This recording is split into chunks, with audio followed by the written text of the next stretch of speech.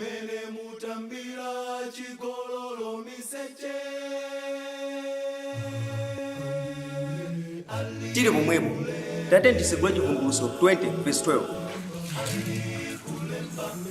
verse 4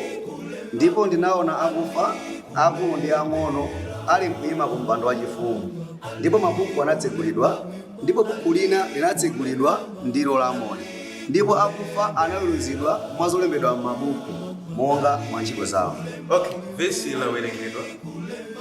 tingalita nthawi motani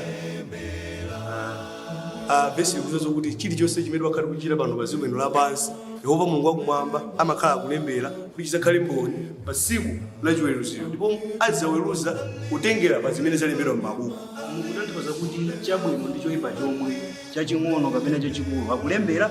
inde kaya chachikulu kaya chaching'ono akulembera Mulungu mwamba. Okay, ndimene ife tamvera komanso taziwira anzathu za zimene ife taziwaza akudziwa ngati ngapangirachi kuti anzathu aziwe zimene ife tikudziwa ndi udindo wathu kuti tikalalikire. mene muvalira mene muyendera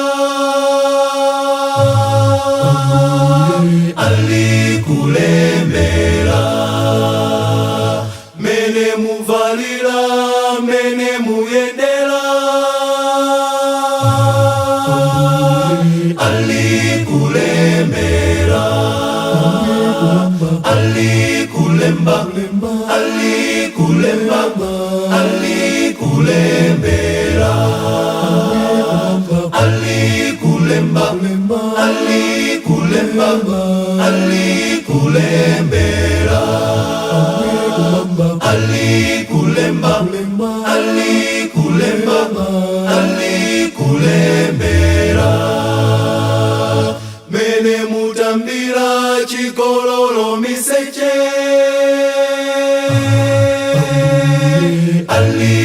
alikulembera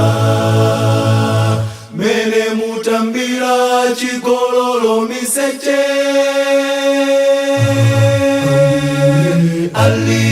alikulembera alikulemba alikulemba alikulembera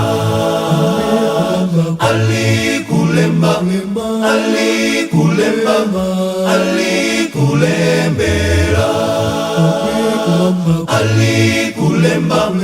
alikulemba alikulembera kulemba kulemba kulemba kulembera ambuye kumwamba alikulemba kulemba alikulemba alikulembera ambuye kumwamba alikulemba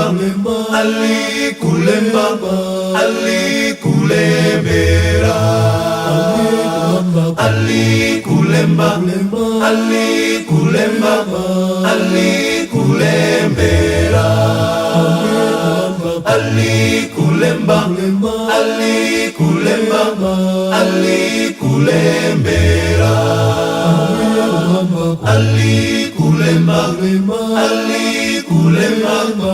alikulembera ambuye kumwambako